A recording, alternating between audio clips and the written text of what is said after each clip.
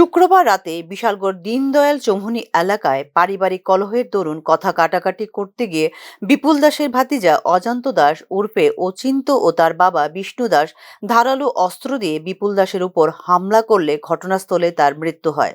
পরবর্তী সময়ে রক্তক্ষয়ী সংঘর্ষের ঘটনা টের পেয়ে বিপুল দাসের স্ত্রী ও তার দুই ছেলে তাকে বাঁচাতে এগিয়ে আসলে অজান্ত দাস ও তার বাবা তাদের উপরেও ধারালো অস্ত্র দিয়ে এলোপাতাড়ি আঘাত করলে ঘটনাস্থলে রক্তাক্ত অবস্থায় মাটিতে লুটিয়ে পড়েন তারা।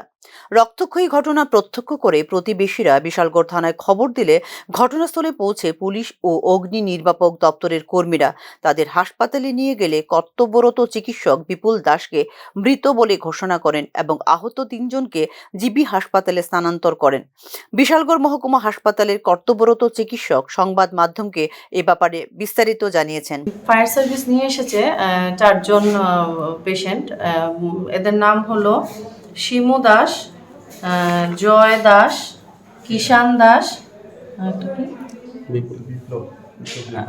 বিপ্লব দাস মনে না বিপ্লব দাস ব্রড ডেড কন্ডিশনে এসছে। আর যে শিমু দাস ওনার কন্ডিশনও বেশি একটা ভালো না। ওনার নেকের মধ্যে ইনসাইজড কাট ইনজুরি আছে, পায়ের মধ্যেও কাট ইনজুরি আছে, শার্প ইনস্ট্রুমেন্টের সাসপেক্টেড কাট ইনজুরি। তো ওই পেশেন্টও বেশি কন্ডিশনটা স্থিতিশীল নয়। আর যে বাকি দুইজন আছে ওদেরও অনেক ইনজুরিজ পাওয়া গেছে শরীরে, কাট ইনজুরি অনেক জায়গাতেই আছে, চেস্টে লেগে অনেক জায়গাতেই কাট ইনজুরি পাওয়া গেছে। তো এদের তিনজনকেই ইনিশিয়াল ড্রেসিং আর ম্যানেজমেন্ট করার পর এজিএমসিতে ট্রমা সেন্টারে রেফার করা হয়েছে। এদেরকে আনা হয়েছে উত্তম ভুক্ত চৌমুহনীর। আহতদের জিবি হাসপাতালে নিয়ে গেলে কর্তব্যরত চিকিৎসক বিপুল দাসের স্ত্রীকেও মৃত বলে ঘোষণা করেন ও শনিবার সকালে তাদের ছোট ছেলে মারা যায় এবং এক ছেলে বর্তমানে জিবি হাসপাতালে চিকিৎসাধীন অবস্থায় রয়েছে বলে স্থানীয় সূত্রে জানা যায়। ঘটনা সম্পর্কে বিস্তারিত সংবাদ মাধ্যমকে জানিয়েছে বর্তমানে জিবি হাসপাতালে চিকিৎসাধীন বিপুল দাসের ছেলে। ঘটনা হয়েছে বাবু বাড়িতে খাইতেছে না, তারপর হেরা হঠাৎ করতেছে, চিল্লাল্লি করতেছে।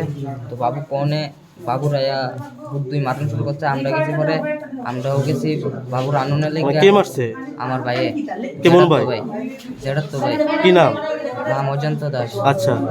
দিয়া যেটু হেরা মিল্লা বাবুটা মারতেছে। তো আমরা গেলাম, আমরা গেছি পরে চাক্কু লয়ে এসে চাক্কু লয়ে আমরা করে শুরু করছে। মানে তোমরা মারতাছে? কি লিগা মারছে? ওই আমরা গিয়া বাঁচাইছি গেলে লেগে। কারে বাঁচাইছিলা? বাবুরে। মানে তোমার বাবুরে তোমার ভাইয়ে মারতাছিল? কি কারণে মারতাছিল? ওই হেরা ভাই কাজ্জা দিক্কা লেগে জিঙ্গাইছে দিক্কা। মানে কার বাড়িতে? আমার জেঠুর বাড়ি। আচ্ছা, কোন জায়গাতে বাড়ি ওনার? আমরা বাড়ি দীনদয়াল চৌমুহনী। কারে কারে মারছে? আমার মারছে, মারে মারছে, বাবুরে, বাইরে। কি দিয়া মারছে? চাক্কু দিয়া। চাক্কু দিয়া।